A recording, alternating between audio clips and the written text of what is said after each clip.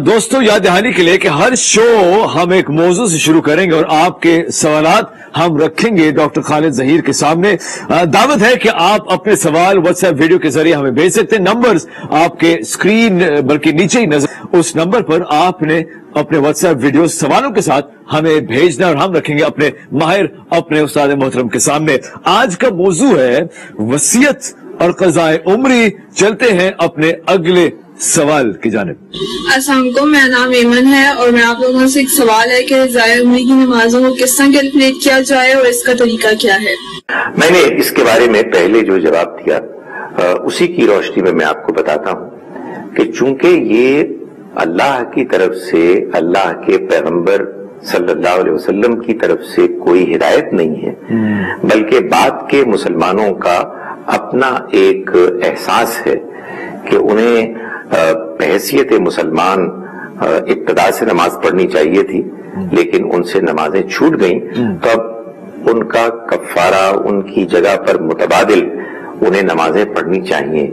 चुनांचे इसका कोई तयशुदा तरीका नहीं है। लोगों ने मुख्तलिफ तरीके हैं जिनको तजवीज़ किया है और सबसे ज्यादा मकबूल तरीका यही बयान किया गया है कि जब से कोई इंसान 5 वक्ता नमाज का एहतमाम करने के बारे में संजीदा हो गया है, तब से उनका ख्याल ये है कि उसे फर्ज नमाज के साथ एक और नमाज नफली पढ़नी चाहिए कि जो पिछली छूटी हुई फर्ज नमाजों को। तो उनका कहना यह है कि इससे अल्लाह से उम्मीद है कि जो पिछली छूटी हुई नमाजें हैं अगर वो पूरी न भी हो तादाद में, तब भी अल्लाह ताला कबूल फरमा लेगा। चलते हैं हम अपने आखिरी सवाल की जानिब। अस्सलाम वालेकुम, मेरा नाम अबिया खान है। मेरा आपसे सवाल है, इस्लाम में जायदाद की तकसीम किस तरह बताई है? बेटे और बेटियों के लिए वसीयत करके तमाम जायदाद एक ही औलाद के नाम कर दी जाए तो क्या ये नाइंसाफी नहीं? इस्लाम में इसके बारे में क्या हिकमत? जो तकसीम अल्लाह ताला ने बयान फरमा दी है जी, उसमें कोई तब्दीली नहीं हो सकती, सिवाय इसके एक बड़ी ही आप कहिए कि रेयर एक सूरत हो सकती है कि किसी औलाद में से किसी बेटे या बेटे की नालायकी, बदतमीजी, ज्यादती, नाफरमानी इस हद तक आगे बढ़ जाए कि वालिदैन ये ऐलान करें कि हम इसको अब अपनी जायदाद से आक करते हैं। इसका एक इम्कान है, इम्कान बस कम ही इस्तेमाल होना चाहिए, लेकिन बहरहाल इसका इम्कान इसलिए है कि कुरान मजीद में सूरह निसा की आयत नंबर 11 में ये बात बयान की गई है कि ये जो अल्लाह ने तकसीम की है ना कि बेटों को बेटियों के मुकाबले में दुगना हिस्सा मिलेगा, शौहर को बीवी के मुकाबले में दुगना हिस्सा मिलेगा, तो अल्लाह ताला ने इसको एक्सप्लेन किया है जी। इसकी वजह क्या है जी? तो ये बताया कि तुम्हें नहीं मालूम है कि तुम में से कौन एक दूसरे के लिए मनफियत, फायदे, यूटिलिटी में आगे बढ़ा हुआ है, दूसरे के मुकाबले में वो ज्यादा फायदा पहुंचाता है दुनियावी लिहाज से। आमतौर पर चूंकि बेटियां ब्याह के चली जाती हैं, बेटे हैं कि जो वालिदैन के पास रहते हैं, तो बेटों की मनफियत, फायदा वालिदैन के लिए ज्यादा होता है। अब अगर ये बात मालूम हो जाए कि किसी मौके पर किसी खानदान में कोई बेटा या बेटी इतना ज्यादा नाफरमान हो गया कि फायदा, मनफियत तो एक तरफ रहा, वो उनके लिए जिल्लत, रुसवाई, तकलीफ और परेशानी का जरिया बना, और वो इस वजह से ये फैसला करते हैं कि खुदा के बताए हुए उस उसूल के मुताबिक हम इसको यहाँ अप्लाई कर रहे हैं, तो ये हो तो सकता है, वरना आम हालात में ना किसी को कानून विरासत से ज्यादा मिलना चाहिए, ना उससे कम मिलना चाहिए। तो एक दफा वजाहत के लिए तकसीम के हवाले से वो बताएंगे कि बेटों को कितना और बेटियों को कितना, और क्या एक सवाल आया है कि माँ को भी हिस्सा मिल सकता है? जी, आप यूं समझिए कि एक साहिब दुनिया से रुखसत होते हैं, एक मर्द रुखसत होता है, उसके पीछे एक बेवा है, उसके वालिदैन भी हैं और उसकी औलाद है जिनमें बेटे भी हैं, बेटियां भी हैं। तो यूं होगा کہ سب سے پہلے اگر اس نے کوئی وصیت کی ہے تو وصیت، اور اگر اس نے کوئی قرض چھوڑا ہے تو قرض کی ادائیگی. وصیت کے نافذ ہونے اور قرض کی ادائیگی کے بعد جو ترکہ بچے گا اس میں سے 1/8 حصہ اس کی بیوہ کو ملے گا اور 1/6 دونوں کو، یعنی والد کو بھی 1/6 اور والدہ کو بھی 1/6 ملے گا. ان دونوں کو مل جانے کے بعد جو حصہ باقی بچے گا وہ بیٹوں اور بیٹیوں میں 1 اور 2 کے تناسب سے تقسیم ہوگا، یعنی بیٹوں کو بیٹیوں کے مقابلے میں دگنا حصہ ملے گا. ٹھیک ہو گیا ڈاکٹر خالد ظہیر. آج کا موضوع وصیت اور قضائے عمری. دوستو آج اسلام کا ایک سیگمنٹ ہے ہیش ٹیگ کا دور ہے.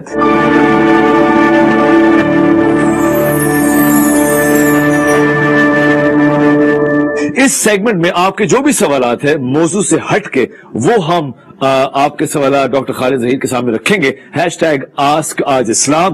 آپ نے کرنا یہ ہے کہ واٹس ایپ ویڈیو کے ذریعے اپنے سوال بھیجنے. نمبر آپ کو نظر آ رہا ہوگا. اس وقت چلتے ہیں ہم اپنے پہلے سوال کی طرف. میرا نام کاظم ہے. میرا آپ سے سوال یہ ہے کہ آج کے دور میں ہر بندہ موبائل یوز کرتا ہے، تو کیا SMS کے تھرو طلاق ہو سکتی ہے یا نہیں؟ کائنڈلی مجھے اس کا جواب دیجیے گا. دیکھیے یہ سوال بہت لوگ کہ کیا طلاق ہو گئی، طلاق ہو سکتی ہے. خاص طور پر وہ بیچاری خواتین کرتی ہیں کہ جن کو ان کے شوہر طلاق دے دیتے ہیں. تو میں یہ گزارش کروں کہ طلاق 3 صورتوں میں ہو جاتی ہے. ٹھیک. ایک صورت تو وہ ہے جو قرآن میں بیان ہوئی ہے. وہ صورت تو خالد صاحب شاید ہی اب کہیں مسلمانوں کے ہاں پائی جاتی ہے بدقسمتی سے. اس طلاق کے طریقے کو اگر شوہر ملحوظ رکھیں تو وہ سوچ سمجھ کر اپنی بیویوں کو طلاق دیں. ان عزم الطلاق قرآن کہہ رہا ہے، اور وہ ان کو طلاق دیں اس پیریڈ میں کہ جس میں خواتین ان کی بیویاں پاک صاف ہوں، اور اس پاکیزگی کے دورانیے میں انہوں نے ان کے ساتھ جسمانی تعلق قائم نہ کیا ہو. یہ قرآن مجید کی شرائط ہیں. پھر وہ ان کے اپنے گھر میں رکھیں طلاق کے بعد عدت کے دوران. اس دوران میں عدت کے ختم ہونے سے پہلے وہ اگر رجوع کر لیں تو طلاق ختم ہو گئی. وہ اب شوہر اور بیوی کے تعلق کو ایک مرتبہ پھر بحال کر سکتے ہیں. یہ اللہ نے شوہر کو ایک نکاح کے دوران 2 مرتبہ موقع اختیار دیا ہے. اس اختیار کو جب اس طرح سے کوئی استعمال کرے گا، طلاق ہو، عدت مکمل ہو گئی، بیوی اپنے گھر کو چلی جائے گی. دوسرا امکان یہ ہے کہ ملک کا قانون ہے، جیسے ہمارے ملک میں اب یونین کاؤنسل کے ذریعے سے نوٹس جاتا ہے جی، اور اس کو فالو کیا جائے، اور 3 نوٹسز آتے ہیں، اس کے بعد یونین کاؤنسل فیصلہ سنا دیتی ہے کہ طلاق ہو گئی ہے، ڈیورس سرٹیفکیٹ چلا جاتا ہے، تو فیصلہ ہو گیا، طلاق ہو گئی. جی. تیسری صورت یہ ہو سکتی ہے کہ کسی نے SMS پہ طلاق دی، کسی نے 3 طلاقیں دی، کسی نے غصے میں طلاق دی، کسی نے یہ کہا کہ تم اپنی خالہ کے ہاں جاؤ گی تو تم کو طلاق ہو جائے گی، اور بیچاری خالہ کے ہاں چلی جاتی ہے. تو ایسی صورت میں طلاق ہوئی ہے یا نہیں ہوئی، یہ شوہر اور بیوی کے گھر والے طے کریں گے. دونوں خیال کریں، راضی ہو جائیں، کسی مفتی صاحب مولوی صاحب کی بات مان لیں کہ طلاق ہوگی تو ہو جائے گی. پھر میں اور آپ کیا کر سکتے ہیں بھائی، دونوں راضی ہو گئے کہ طلاق ہو گئی تو خاتمہ ہو جائے گا. لیکن اگر ان دونوں میں سے کسی ایک نے یہ سٹینڈ لیا کہ نہیں یہ طلاق نہیں ہوئی ہے، اس لیے کہ یہ طلاق تو خدا کے بتائے ہوئے طریقے کے مطابق ہوئی نہیں، تو پھر پنچایت بیٹھے گی، پھر کوئی قاضی بیٹھے گا یا جج بیٹھے گا اور فیصلہ کرے گا کہ یہ طلاق کے جو غلط طریقے سے دی گئی ہے یہ طلاق ہوئی یا نہیں ہوئی. یہ تو میں نے ایک لمبا جواب دیا. اب اختصار کے ساتھ سائل کے سوال کا جواب دے دیتا ہوں. اس سارے بیان کی روشنی میں اگر کسی نے بالکل سیریسلی اپنی بیوی کو SMS میں طلاق دی، کچھ صورتحال ایسی تھی کہ وہ وربلی نہیں دے سکتا تھا، تو یہ دیکھا جائے گا کہ کیا واقعی وہ سیریس تھا، اس نے بیوی کی صورتحال دیکھ لی تھی. اگر یہ طے ہو جائے گا کہ ہاں وہ سیریس تھا، ہی ریئلی مینٹ اٹ، اس کا یہی فیصلہ تھا اور بیوی نے اس کو ریسیو کر لیا، تو یہ فیصلہ ہو سکتا ہے کہ SMS کے ذریعے سے پہنچنے والا یہ پیغام طلاق تھا. یہ جو آخری صورت آپ نے بیان کیا ہے ڈاکٹر صاحب, اٹ سیمز ویری سبجیکٹو. ہاں کچھ نہیں, یعنی میں یہ تو کہہ رہا ہوں کہ 3 طلاق کی صورتیں بتائی ہیں میں نے, 2 بالکل ڈیفینیٹ ہیں, تیسری سبجیکٹو ہے. آج اسلام کی جانب سے خوش آمدید ہو سکتی ہے. بدقسمتی سے ہمارے ہاں دونوں فریق کچھ لوگوں کے انفلوئنس میں آ کے یہ طے کرنے کی طلاق ہو جاتی ہے, تو بھائی اس کے بعد کیا جائے, تو آپ کیا کر سکتے ہیں. لیکن اگر کوئی ایک کھڑا ہو جائے پھر یہ فیصلہ کرنا ہوگا کہ کیا یہ طلاق دین کی روشنی میں دین کے اصولوں کے مطابق ہوئی ہے یا نہیں, اور جو فیصلہ ہوگا وہ نافذ ہوگا. سمجھ گیا. ڈاکٹر خالد ظہیر ہمارے ساتھ, ہمارا سیگمنٹ #آسک آج اسلام. یاد رہے, ایک دفعہ پھر یاد دہانی کے لیے آپ اپنے سوالات واٹس ایپ ویڈیو کے ذریعے ہمیں بھیج سکتے ہیں. نمبرز کو نظر آ رہا ہوگا اس وقت اسکرین پر. بلا دھڑک, اور ڈاکٹر خالد وہی میں بار بار کہہ رہا ہوں کہ بلا دھڑک بے جھجک ہو کے سوال پوچھے. میرے کسی استاد نے ایک دن مجھ سے کہا تھا, there is no such thing as a stupid question. آپ بھی اگر انکریج کریں تو it'll mean a lot. آپ بالکل صحیح کہہ رہے ہیں کہ بلا جھجک سوال کرنے چاہیے. تھوڑی سی اپنے دل کی بات بتا رہا ہوں کہ جب آپ اتنے زوردار طریقے سے جملہ بولتے ہیں میں تھوڑا سا نروس ضرور ہوتا ہوں, لیکن بغیر کسی جھجک کے آپ سوال کریں کوئی شبہ نہیں. اچھا, میری بیگم بھی کبھی کبھی مجھ سے یہی شکایت کرتی ہے. Thank you very much doctor Khalid Zaheer.